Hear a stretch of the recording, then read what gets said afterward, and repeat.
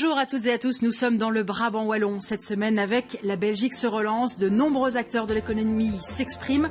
Entrepreneurs, chefs d'entreprise, fonctionnaires, ingénieurs, nous vous recevons sur ce plateau pour écouter votre vision d'une Belgique plus forte, plus compétitive, plus ambitieuse aussi. Notre thématique du jour, la transformation digitale, avec nos invités en plateau. Stéphanie Gowenko, responsable Wallonie chez Xerius. Merci d'être là Stéphanie, on va comprendre dans quelques instants de quoi s'agit-il. Alison van der Planck, juste à vos côtés, CEO de Luxus Magnète, on parle de chaussures, n'est-ce pas? Exactement. Et de transformation digitale très sérieusement chez vous. En face, on a du Benoît Despers, CEO et cofondateur d'Aerospace Lab. Bonjour Benoît, merci d'être là. Et Benoît Mac, vous venez nous parler du projet Trail notamment. Vous êtes prof à l'UC Louvain, on en parle tous ensemble dans cette émission sur La Belgique se relance. Stéphanie, je commence avec vous. Qu'est-ce qui... on va parler quelques instants de la crise avant de parler du présent. Qu'est-ce que vous avez envie de retenir de cette crise ? Ce que nous, on a pu retenir et constater, en tout cas en tant que guichet d'entreprise et caisse d'assurance sociale, c'est que l'envie d'entreprendre n'a pas diminué face à cette crise, que du contraire, certains ont pu en faire une opportunité et que l'activité n'a pas du tout ralenti du côté de l'entrepreneuriat. Bon, on va rentrer dans le détail. On est ensemble pendant 1 heure en direct dans cette émission pour évoquer ces différents sujets. Alison, cette crise chez Luxus Magnète, vous l'avez vécue comment ? Eh bien, avec le recul, on va dire bien. Sur le moment, c'était autre chose. On s'est rendu compte que sans les clients, on n'est pas grand-chose et que du coup, sans les magasins, c'est compliqué. Mais voilà, le sujet d'aujourd'hui, c'est la transformation digitale. Oui. Et donc, heureusement, grâce à l'e-shop, on a pu quand même rester en contact avec nos clients. On apprend de ce genre de crise ? On apprend beaucoup, oui, c'est sûr. Dans ces cas-là, qu'est-ce qui vous a fallu le plus ? De l'agilité, de la flexibilité ? Qu'est-ce qui vous a aidé le plus avec vos équipes ? Oui, clairement de l'agilité et puis rester motivé. On avait tout notre personnel à l'arrêt à la maison, mais qui avait envie de travailler et qui avait envie de s'occuper des clients et donc voilà, de rester en contact avec les clients. C'est là que ça aide d'avoir des équipes motivées. Ça c'est sûr. Ouais. Ça c'est clair. On va y revenir tout au long de cette émission. On a du Benoît dans cette émission. Je le dis en plaisantant parce que c'est assez rare d'avoir 2 prénoms à la même table, n'est-ce pas ? Petite précision, il se pourrait qu'un des 2 Benoît disparaisse pendant cette émission. Il a son téléphone devant lui. Il s'apprête à être papa d'une heure à l'autre, j'ai envie de dire. Donc voilà, il se pourrait qu'on vous perde à un moment donné, mais c'est pour une belle nouvelle. Ah oui, une belle nouvelle. Il faudra aller vite. Benoît Despers, Aerospace Lab, expliquez-nous en quoi ça consiste. C'est quoi Aerospace Lab ? Grande question. On conçoit, on fabrique des satellites et puis on les opère dans l'espace. On collecte des données et ces données nous permettent de rendre le marché ou le monde plus efficace. Quel rapport, quel lien avec la transformation digitale ? En quoi vous êtes concerné par la transformation digitale ? Justement, on commence par fabriquer des capteurs, qui sont les satellites, avec plein de méthodes digitales, mais ça c'est comme du manufacturing digitalisé classique. Mais la partie service qu'on essaie de construire par-dessus les données qu'on capture avec les satellites est vraiment importante dans la digitalisation parce qu'on amène des données qui sont uniques et qui permettent de voir le monde en presque temps réel, comme ça n'a jamais été le cas avant. Oui, on va y revenir, vous allez un peu nous ouvrir les yeux. Un mot sur la crise. Une entreprise comme la vôtre, elle souffre d'une crise sanitaire comme celle qu'on vient de vivre, même si on n'est pas complètement sorti, mais ou pas ? Non, pas vraiment. Nos clients n'ont pas vraiment ralenti leurs commandes, eux-mêmes étant assez immunisés par rapport à la crise, vu que c'est souvent dans cette niche-là, on a pas mal de clients institutionnels, supranationaux et nationaux.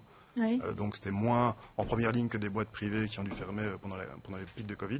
Par contre, on est aussi financé par du capital risque. On a vu un repli au début du Covid. Les fonds d'investissement ne savaient pas encore comment le futur allait se détricoter. Oui. Et donc on a vu une baisse des investissements à capital risque qui a repris 6 mois après. Donc voilà, on a eu la chance de ne pas être impacté par ça, mais on l'a observé. Et comment, vous avez cofondé Aerospace Lab, comment un dirigeant comme vous agit ou réagit dans un monde qui a été si perturbé, comme on le sait tous, et dans une activité qui ne l'est pas ? Ça doit finalement être presque bizarre. Oui. En fait, on est tout le temps dans l'agilité et le pivot parce que c'est une boîte assez récente. On a 3 ans et demi et depuis le début, on s'attendait à ce que ce soit un business assez compliqué dans le ramp-up. Du coup, l'incertitude et pouvoir jouer avec les cartes qu'on nous donne, c'est un peu l'ADN de ce genre de boîte. Donc, pour nous, les crises, j'ai envie de dire, c'est daily business. Oui, c'est ça. Benoît Mac, expliquez-nous un petit peu ce que c'est que ce projet Trail. Vous êtes prof à l'UC Louvain en parallèle. Vous avez plein de casquettes, hein. Co-coordinateur de ce projet. Justement, qui se situe entre l'université, la recherche? Oui, exactement. Donc l'idée de base ici, c'était de regrouper 5 universités, 4 centres de recherche agréés ensemble pour travailler et mettre la Wallonie en pointe dans le domaine de l'intelligence artificielle. Ouais. Alors c'est un domaine très important qui est émergent. Bien sûr, il y a des grosses boîtes qui font de la recherche là-dedans, mais on a des niches en région wallonne où on est meilleur que les autres. Par exemple, l'interaction entre les humains et l'IA, ou dans le domaine cybersécurité pour l'IA, on a quelques niches où on peut faire la différence en Wallonie. Et on applique ce domaine de l'intelligence artificielle, c'est un peu abstrait, hein, mais ça permet de développer des nouveaux médicaments, ça permet de faire de la nouvelle médecine. On travaille avec Benoît ici à côté pour observer la Terre. Dans le domaine des médias, il y a un pôle à Mons qui est très efficace. Voilà. Donc on a mis vraiment toute la Wallonie ensemble autour d'un gros projet et on a été suivi par la région wallonne. On va former 50 experts de haut niveau international pour travailler sur ces domaines. Et à côté de cette formation d'experts, on a fait une factory, la Trail Factory, qui est un lieu où les entreprises, les petites start-up peuvent venir interagir avec l'université, déployer des nouvelles idées, tester des trucs. Enfin, c'est vraiment un atelier où on va pouvoir essayer des nouvelles méthodes de traitement de l'information par l'intelligence artificielle. C'est quoi l'intelligence artificielle? Alors, l'intelligence artificielle, la version la plus simple, c'est l'apprentissage par les machines. Avant, quand on faisait un programme informatique, on définissait les tâches et c'était fini. Alors avec le machine learning, plus on amène des exemples, plus on amène des données, mieux le programme réagit. Donc, si je travaille avec Benoît en observation de la Terre, je pourrais faire un algorithme, une façon de faire pour détecter les voies de chemin de fer. Ça va marcher tout seul. Mais si on amène des annotations d'experts, si on amène de plus en plus de données, eh bien, on va faire les choses de mieux en mieux. Alors ça, c'est un exemple. Mais en médecine, par exemple, un médecin, il va voir quelques milliers de patients dans sa vie. Avec l'intelligence artificielle, on va pouvoir la nourrir avec des centaines de milliers de données patients. Donc elle va apprendre mieux qu'un médecin pour certaines niches parce qu'elle aura beaucoup plus de données qu'un médecin. Et donc il faut absolument, c'est une façon intelligente d'utiliser les données et de s'améliorer. Plus j'ai des données, plus j'ai des exemples, au mieux je vais fonctionner. Vous êtes d'accord qu'au début, quand on entendait parler d'intelligence artificielle, on disait « Ouh là là, le robot arrive et il va remplacer l'homme ». C'était le raccourci qui était pris. Voilà. Mais par exemple, dans le domaine de la médecine, le slogan, au début, on avait peur que les radiologues soient remplacés par des intelligences artificielles. Oui. Aujourd'hui, on se rend compte que le radiologue qui utilise l'intelligence artificielle va remplacer le radiologue qui ne l'utilise pas. Donc, il faut... C'est aller plus loin, en fait. C'est aller plus loin et il faut équiper les gens. Quelqu'un qui n'utilise pas de PC aujourd'hui, pas d'informatique, il ne peut plus travailler. C'est la même chose. L'intelligence artificielle, ce sera un outil qui nous aidera à mieux travailler, à faire moins de fautes. On travaille par exemple avec le CIRIS sur du zéro burn-out, donc essayer que l'intelligence artificielle aide les gens à être plus relax au boulot et avoir moins de pression. Oui. Ce genre de choses-là sont des thématiques importantes et on vivra mieux grâce à ça. Mais donc ça veut dire que quand on parle avec Alison et de Luxus Magnette et on parle de chaussures, comment on fait le lien, comment on fait le pont entre l'intelligence artificielle et peut-être sa nécessité à elle de se tourner vers ce genre de technologie? Ce qu'on peut lui offrir, c'est une façon de gérer les stocks, une façon de gérer le personnel, de façon à ce que les gens se sentent bien au travail. On le voit aussi, oui, même dans le marketing, de proposer la paire de chaussures que la personne aura besoin en fonction de la météo, de ses besoins. Si ça fait 6 mois qu'elle a acheté la paire précédente, se dire l'usage fera que peut-être elle aura besoin d'une nouvelle. Donc il y a possibilité, je pense, d'utiliser l'intelligence artificielle. Oui. Vous êtes déjà tourné vers ce genre de technologie? Non, on n'est pas encore à ce stade-là. On a encore des choses à faire avec nos données actuelles avant de se tourner vers des données extérieures qui pourront alimenter encore plus ce qu'on a. Mais on est conscient que ça existe. Mais bienvenue. Donc à Louvain-la-Neuve, on a ce qu'on appelle l'Open Up. C'est un endroit très très ouvert où Monsieur Tout le Monde, les entreprises peuvent venir tester des choses. Donc, vous êtes bienvenus quand vous voulez. Je prends note de l'invitation. Voilà, c'est noté. On va avancer dans cette émission. On va comprendre en quoi la transformation digitale est finalement incontournable aujourd'hui. Encore un mot, Benoît, sur cette crise qu'on vient de vivre. À votre niveau, ça n'a pas bougé? Alors, nous, il y a eu un petit avantage, c'est que les gens dans nos laboratoires, ils aiment bien aller au MIT, au Japon, etc. La crise les a laissés en région wallonne, et c'est peut-être grâce à ça qu'on se fait rendu compte qu'il y avait des experts géniaux à Liège, à Mons, et donc qu'on a pu faire cet institut Trail. Donc on s'est rendu compte qu'il y avait énormément d'expertise en local. Donc ça a été super. Ce qui était plus difficile, c'est qu'on ait des équipes de recherche, des jeunes, des jeunes qui faisaient des thèses de doctorat, des travaux de fin d'études, qui étaient seuls chez eux. Et pour certains, c'était difficile, quoi. Il a fallu faire un effort pour bien les accompagner. On a senti une libération de rouvrir les laboratoires, de remettre des gens autour d'un tableau blanc, de discuter.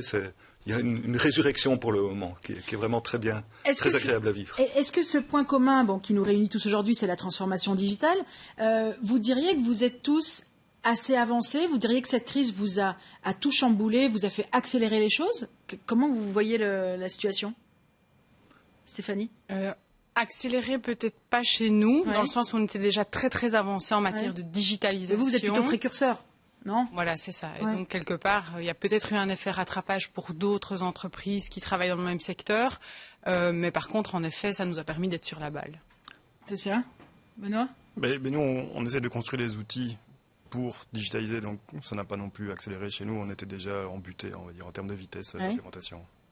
Chez nous, ça a eu un bon impact parce qu'on avait sans doute, le milieu académique est un milieu où on parle beaucoup, et donc on avait des réunions relativement inefficaces, trop de réunions, et donc grâce aux outils Teams, Zoom, etc., on a des réunions qui sont beaucoup plus rythmées, beaucoup plus efficaces.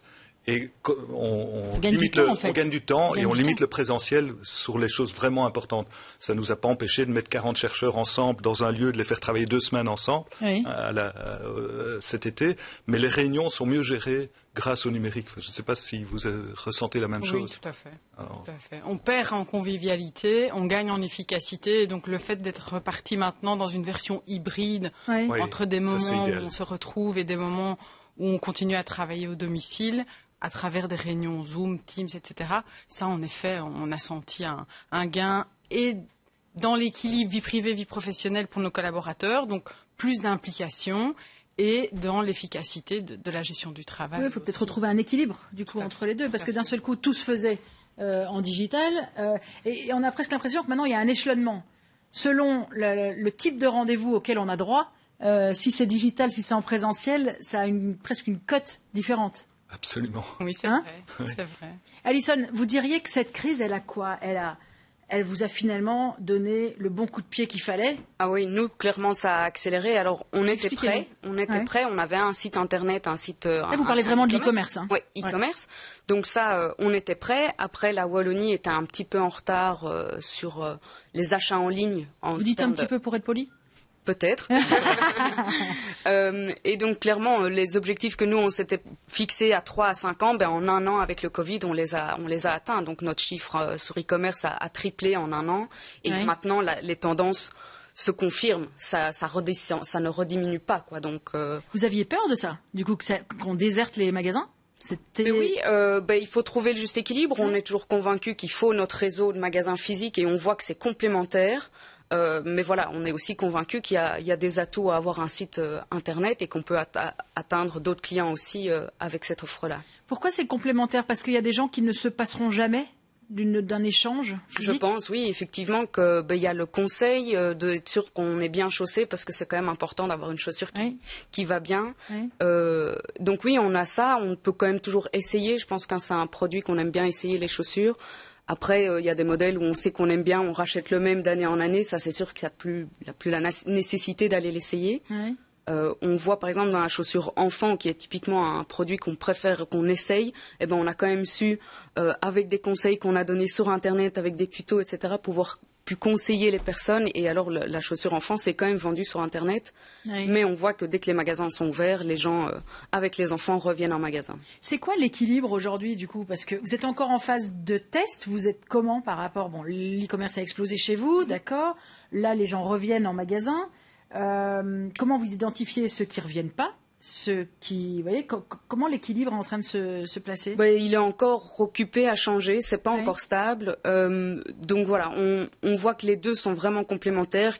On propose aussi le service de pouvoir réserver en ligne et de venir essayer en magasin. Donc voilà, il y a vraiment des solutions hybrides. Comme le travail en présentiel et en physique, c'est la même chose. Benoît Mac, racontez-nous un petit peu, vous venez de nous parler de ce laboratoire ou de ces portes ouvertes là qui s'organisent. Ça veut dire quoi? Ça veut dire que n'importe quel chef d'entreprise peut venir un peu... Exactement, donc on a, grâce à l'appui de la région Wallonne, on a un Open Up. Il y a une série de hubs créatifs en région Wallonne qui sont des places où on peut venir tester une idée, se mettre au contact avec les plateformes technologiques. Vraiment avoir un atelier. Avant, cet atelier était limité à de l'impression 3D. Ça s'appelait un Fab Lab et on a élargi la fonctionnalité du Fab Lab. On a vraiment fabrication numérique. Si vous voulez tester la réalité virtuelle, par exemple, pour essayer un produit et le présenter à un client, on peut faire une petite maquette et faire des premières étapes. C'est vraiment l'idée d'avoir un atelier ouvert. Et Monsieur Tout-le-Monde est bienvenu aussi. Donc on a. Et comment Monsieur Tout-le-monde le sait, avant d'en parler aujourd'hui sur ce plateau? Génial.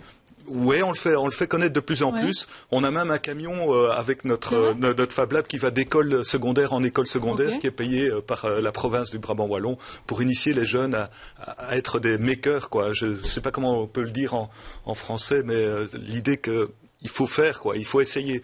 En fait, nos ingénieurs avant, c'était des gens qui étaient très forts techniquement, mais qui n'étaient pas très à l'écoute et pas très en empathie. De la vraie vie, quoi. De la vraie vie. Donc, on leur donne un problème, ils passent 6 mois derrière leur clavier, ils fournissent le truc. Et ils fournissent un truc super, mais ça ne correspond pas aux problèmes des gens. Et donc, on veut avoir des ingénieurs qui soient beaucoup plus en cycle court, qui soient capables d'écouter les problèmes des gens et qui soient capables de se mettre en empathie et de travailler sur des cycles courts. Et donc, ça, on veut promouvoir à travers cet Open Up. Oui, c'est ça. Vous savez qu'en préparant cette émission, on s'est toujours posé la question. Il y a ce qui est plutôt impalpable. Je veux dire, si je me situe de votre côté, on est plus sur ce qui se passe en amont. Et puis, si je suis plus de votre côté, on est plus dans presque, j'ai envie de dire, la vraie vie. Pardon, je ne vais pas vous dire que vous êtes dans la fosse, mais dans le day-to-day. Et pourtant, ce lien, la transformation digitale, est vraiment le pont entre vos deux mondes, finalement. Absolument. Quand on parle de satellite, Benoît, j'ai envie de dire, ah oui, satellite, bien sûr. Mais concrètement, qu'est-ce qu'on dit aux gens aujourd'hui pour expliquer la nécessité de votre activité? Sans satellite. Ça fait que 3 ans et demi en plus, c'est tout récent. Mais nos services ne sont pas encore totalement déployés, mais il y a des services plus populaires et plus connus par le grand public. Par exemple, sans satellite, pas de camion qui transporte les chaussures dans les magasins, pas de GPS, pas de navigation, pas d'agriculture de précision. Mais c'est important de le rappeler. Sinon, on croit que tout ça est normal et que tout ça fonctionne oui, Internet ne pourrait pas fonctionner non plus. Donc, on aide dans l'arrière-cuisine et on fournit des services qui permettent à d'autres services de voir le jour ou d'exister. Et quels sont les services qui vont naître demain? Justement, il y a une accélération de la capture des données. Qui vont nous servir à quoi, nous, dans la vraie vie? Mais dans la vraie vie, moi, il y a un axe de bataille dans la boîte chez nous, mais c'est une mouvance dans toutes les boîtes spatiales récentes, c'est de contribuer à la lutte contre le changement climatique et de rendre, en fait, tout plus efficace. Et plus efficace ne veut pas forcément dire faire plaisir au marché, même si c'est un produit dérivé intéressant, mais c'est aussi plus efficace en termes énergétiques et pollution. Comment vous allez faire ça? Par exemple, l'agriculture, c'est assez simple, entre guillemets. Il y a pas mal d'utilisation d'agrochimie, donc des engrais, des pesticides, même l'utilisation de l'eau, qui sont faites de façon déraisonnée. Donc, dans le sens où c'est pas très cher de surarroser d'engrais ou de pesticides.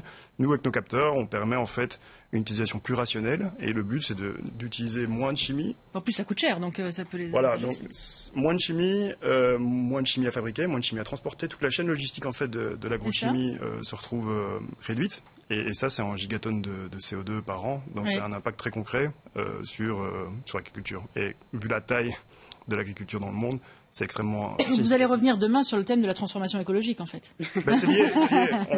Je pense qu'on est dans une génération d'ingénieurs où on est un peu plus conscientisé par rapport à ces problématiques-là. Et on fait plus des fusées ou des satellites parce que ça nous amuse, même si ça nous amuse beaucoup encore. Mais on fait ça, on essaie de trouver du sens dans ce qu'on fait. Et du coup, c'est un moyen, le satellite, parmi tant d'autres, mais le satellite est un moyen d'appréhender les nouveaux problèmes, que ce soit toutes les commodités. Donc on a parlé des commodités agricoles, mais il y a aussi le même genre d'analyse sur les commodités énergétiques. On voit que le prix du gaz s'envole, le charbon s'envole, les matières premières s'envolent. Ça, on est aux premières loges pour anticiper ça, voir si les circuits logistiques sont disruptés, anticiper les problèmes géopolitiques qui vont en découler, instabilité de population, migration, tout ça est lié. Donc on essaie de construire des systèmes qui nous permettent en fait de mesurer ça et éventuellement de prédire ça. Oui, c'est ça, je veux dire, vous êtes en première loge, super, mais on en fait quoi? Après, on essaie de prédire et d'alimenter de l'aide à la décision pour les décideurs ou les personnes impliquées pour pouvoir anticiper au mieux les changements et accompagner les changements avec une transformation qui est le moins désagréable possible. Oui, c'est tout de suite beaucoup plus concret. Merci beaucoup. Qu'est-ce qui fait que vous collaborez ensemble? Benoît Depaire, Aerospace Lab, est très intéressé par mieux comprendre les images qu'il capte et un domaine sur lequel on veut travailler ensemble, notamment à Cisca à Charleroi, c'est le modèle de modéliser une ville sous forme d'un jumeau numérique. Donc on voudrait faire des jumeaux numériques simuler complètement numériquement toute une ville et de pouvoir analyser, par exemple, un trafic urbain, analyser des parkings. Vous avez pris une ville en particulier ou ça n'a... Non, on est sur, et pour ça on commence avec un groupe de 5 étudiants, on a un gros moteur de jeu et on essaye de voir. Alors si on a un jumeau numérique, eh bien on peut mieux interpréter les images en vrai, quoi. Et on peut faire une copie numérique de ce qui se passe dans une ville. Donc par exemple, mieux organiser le trafic, avoir moins d'embouteillages, organiser la mobilité, c'est un des grands défis dans les villes intelligentes qu'on peut faire grâce à l'imagerie satellite et grâce à des copies numériques de ce qui s'y passe, quoi. Est-ce que vous pensez que la transformation digitale dont on parle aujourd'hui n'aura rien à voir avec celle de demain ? Il y a une rupture avec... Oui, peut-être que l'intelligence artificielle va créer une rupture, hein. Donc c'est l'idée qu'en fait, quand on prend une décision, que ce soit une décision d'un gouvernement, une décision de justice, une décision en médecine, eh bien, ce serait une décision qui sera encore prise par des humains, mais autour de la table, ici, autour de notre table, il y aura une intelligence artificielle. Il y aura un personnage en plus qui apportera autre chose. Qui apportera un avis, qui nous aidera à avoir un consensus, qui nous aidera à prendre une bonne décision. Et donc, on aura l'information, notamment des images satellites de Benoît, mais avec cette information, on aura une intelligence qui nous aidera à l'interpréter et à discuter avec elle pour prendre des décisions qui seront toujours prises par des humains, mais qui seront mieux éclairées grâce à la présence d'un personnage virtuel qui est l'IA. Oui, mais c'est ça. Et sous quelle forme ce personnage s'exprimera ? Vous parlez d'un personnage virtuel. Oui, on peut rendre l'intelligence artificielle anthropomorphique. On a des collègues à Mons qui travaillent sur la voix, la prosodie de la voix, les émotions. Donc une intelligence artificielle peut avoir des croyances, peut avoir des désirs, peut avoir des intentions. Et donc on peut en faire selon la manière dont on l'a programmé quand même. Oui, mais elle apprend elle-même. Elle se confronte aux autres et donc elle pourra... Ça pourrait être un vrai compagnon, hein. Donc, je ne sais pas si vous avez vu le film Her. C'est un film où un homme tombe amoureux de son intelligence artificielle parce qu'elle a beaucoup d'humour, elle le charrie, elle est très agréable comme présence. Et elle ne le trompe pas. C'est un dérapage. C'est un dérapage de l'intelligence artificielle, mais c'est juste pour indiquer qu'on peut en faire un vrai compagnon d'aide à la décision. En médecine, il y a vraiment, en radiothérapie par exemple, c'est un domaine sur lequel on travaille avec IBA, vous connaissez IBA, la protonthérapie à Louvain-la-Neuve, eh bien, grâce à l'intelligence artificielle qui accompagne le processus de décision, on soigne des patients en abîmant beaucoup moins les organes à risque autour. Donc si on a une tumeur mobile dans un poumon qui est proche du cœur, si on l'irradie avec des protons, avec les anciennes méthodes, on risque d'abîmer le cœur. Avec l'intelligence artificielle, on arrive à exactement irradier la tumeur comme il faut, sans toucher le cœur, et donc avoir des dégâts collatéraux du traitement beaucoup plus faibles. C'est vraiment intéressant. Donc, ça, on a à fond là-dedans. Est-ce que vous pensez comme Benoît, est-ce qu'on pense aussi loin, est-ce que vous pensez comme Benoît que la transformation digitale, ce sera ce type-là, demain ? Est-ce que c'est pas celle-là que vous envisagez aujourd'hui, Stéphanie ? Pas encore. Oui. Elle ne fait pas encore partie de ce que nous programmons actuellement. Oui. Mais je peux tout à fait concevoir qu'à un moment, certains raisonnements que nous appliquons au quotidien soient remplacés et nourris par nous-mêmes. Enrichis, pas remplacés. Oui, c'est ça, enrichis, c'est ça. Est-ce que vous, Alison, vous avez cette impression-là parfois d'être... pardon de dire ça comme ça, mais limité. C'est-à-dire que voilà, on est tous des humains et qu'à un moment donné, il y a quelque chose d'autre qui pourrait nous aider à voir les choses autrement. Oui, c'est sûr qu'on pourrait, effectivement, voir beaucoup de choses. Après, éthiquement, il y a encore, je pense, du travail. Et nous, en tant que citoyens, on n'est pas encore prêts non plus à ça, je pense, à se dire... Ça se fait de plus en plus, on reçoit des pubs, par exemple, de plus en plus pertinentes par rapport à nos besoins. C'est encore inconscient, ça va être encore plus précis après.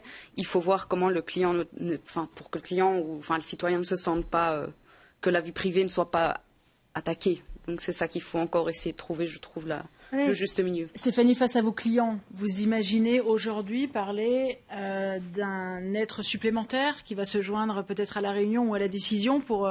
J'imaginerais plutôt l'être supplémentaire comme, après ce que Benoît vient d'expliquer, une assistance pour le conseiller. Oui. Donc plutôt une intelligence artificielle au service du conseiller Xerius, qui aura un super collègue qui sera en train de lui dire « As-tu pensé à aborder tel point ?» parce que dans X autres cas de figure, tu en avais parlé. Donc nous sommes peut-être face à ce même cas de figure. Mais vous savez, on a déjà des travaux d'étudiants, un travail CPME, où des gens ont fait d'aide à quelqu'un qui fait du recrutement, une intelligence artificielle qui justement regarde un certain nombre de choses screen des CV, qui essaie de trouver le meilleur matching, ça se fait déjà. Et donc le recruteur pourrait être accompagné d'un conseiller intelligence artificielle qui lui dit tiens, fais attention, ça, t'as pas vu ça, et il prendra toujours sa décision finale. Il y aura toujours un interview in fine avec une personne. Je crois que les rapports humains sont trop précieux pour être bypassés, mais ce sera là comme une aide, quoi. Je l'imagine bien comme ça, un peu comme un coach. Ce sera assez sympa. Ouais. Et puis s'il peut féliciter de temps en temps aussi, c'est ça. Benoît Deper, est-ce que vous avez l'impression que cette crise, parce que vous êtes beaucoup plus en avance que d'autres types de secteurs sur ces sujets de transformation digitale, forcément, est-ce que du coup vous avez l'impression enfin d'être un peu mieux compris, peut-être d'être un peu moins un ovni dans notre monde? Non, mais je pense qu'il y a, comme vous le disiez tout à l'heure, il y a une prochaine transformation digitale qui ne sera pas forcément celle qu'on a connue jusque maintenant. Ouais. Et je pense que la prochaine étape, c'est justement l'adoption de masse. Et l'adoption de masse, je pense, ne peut arriver que si on arrive à amener, en même temps que l'aide à la décision, l'explicabilité de l'aide à la décision. C'est ça. Donc, pour le moment, la plupart des modèles sont quand même un peu des black box, et donc ça nous donne une réponse à un problème, très bien. Mais pour des décisions qui impactent les personnes, il faut absolument pouvoir comprendre le cheminement de pensée de l'intelligence artificielle, comment elle en est arrivée à décider que cette solution-là était la meilleure, et essayer d'enlever les biais, avoir de la transparence et autres. Parce que sans ça, dans certains secteurs critiques avec lesquels on travaille, sécurité, défense, ce genre de choses, le décideur ne prend pas la décision s'il n'a pas 100% de transparence, de visibilité sur comment l'algorithme a permis de répondre à la question. Vous êtes quand même d'accord pour dire, moi honnêtement, la première fois que j'ai entendu parler d'intelligence artificielle, c'était à peu près il y a 7 ans à une conférence. Je les ai regardés très bizarrement, ces gens, pendant 2 heures. On ne comprenait pas. Et comme par hasard aujourd'hui, avec tout ce qu'on a vécu, avec ce coup de pied derrière qu'on vient tous de prendre là en 15 mois, eh bien tout ça devient plus accessible, presque. J'ai l'impression que c'est une nécessité parce qu'on passe trop de temps derrière nos téléphones. On est un peu info-obèse, donc on lit tout le temps des trucs, on est tout le temps connecté à Facebook, etc. Donc moi, je préférerais, à titre personnel, avoir un compagnon qui me donne la bonne information au bon moment, quand j'en ai besoin, quand je lui demande, plutôt qu'être tout le temps connecté, et enrichir mon travail, enrichir mes relations humaines. Donc je pense que c'est une étape nécessaire parce que on est dans l'ère du big data, quoi. On a tellement d'informations qu'on reçoit, on observe la Terre, on a des capteurs sur nous. Quand on fait de la médecine, on regarde le génome, on regarde les protéines, on regarde les cellules, etc. Donc il y a une information gigantesque et donc on a trop d'informations et on a besoin de cette aide pour que cette information soit utile et nous permettre de prendre des bonnes décisions. Et si on ne le fait pas, on va être tout le temps derrière des écrans à regarder tout ce qui se passe. Oui, après, est-ce que cette aide peut être arrangée pour le marketing, ce qui arrangerait bien certainement Alison, c'est-à-dire que me prévenir 3 mois avant que ma paire de chaussures soit usée, de bien penser à déjà anticiper, est-ce que cette aide elle doit vraiment être objective? Ou est-ce qu'elle doit être mêlée au monde du marketing pour peut-être inciter à consommer davantage? Moi, je suis tout à fait d'accord avec ce qui vient d'être dit. Les questions éthiques sont fondamentales. Il faut que les citoyens s'emparent de ça. On a fait d'ailleurs à l'Académie royale des sciences un forum ouvert aux citoyens sur IA justice, IA médecine et IA gouvernance. Et il y a un site web où on peut discuter, où monsieur tout le monde peut discuter. Et les questions que Benoît a soulevées d'explicabilité, de responsabilité de l'IA, etc., de transparence, les citoyens doivent s'approprier de ça. Ce n'est pas un monde de spécialistes, ça concerne monsieur tout le monde. Et il y a des choix démocratiques à faire. L'intelligence artificielle qu'on fait en Europe, pardonnez-moi, s'il y a des Chinois qui nous écoutent, c'est pas la même que celle qu'on va faire en Chine, quoi. Et donc il y a des questions. Ça veut dire quoi, ça, exactement? Il y a des questions de vie privée. Par exemple, quand on fait de la vidéosurveillance chez nous dans les laboratoires, eh bien on fait une vidéosurveillance pour régler du trafic urbain. On veut que l'accès aux flux vidéo gomme complètement les plaques minéralogiques, qu'on ne reconnaisse pas les visages. Il faut... il y a un peu des règles quand même. Voilà, il y a des dangers. Le danger Big Brother est là et la tentation est grande, quoi. Donc effectivement, il y a un enjeu citoyen, un enjeu démocratique derrière ça. Allez, on avance dans cette émission. On va accueillir un nouvel invité. On va libérer un Benoît. On saura lequel dans quelques instants. À tout de suite, juste après la pub.